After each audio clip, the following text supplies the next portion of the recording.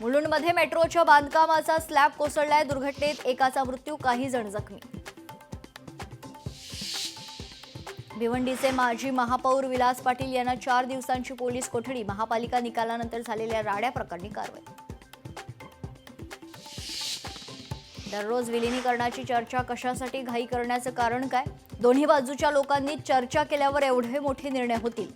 छगन भुजबळांचं वक्तव्य. नवी मुंबईत नशा आणि जुगाराचा अड्डा. धक्कादायक व्हिडिओ लोकशाही मराठीच्या हाती.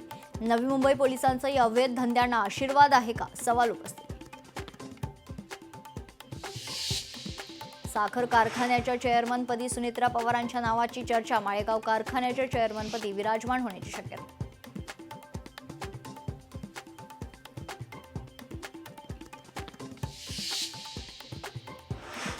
भाजप आमदार संजय केणेकरांच्या कार्यालयात सापडली बंदूक. भेटीसाठी आलेल्या व्यक्तीच्या बॅगेत सापडली बंदूक.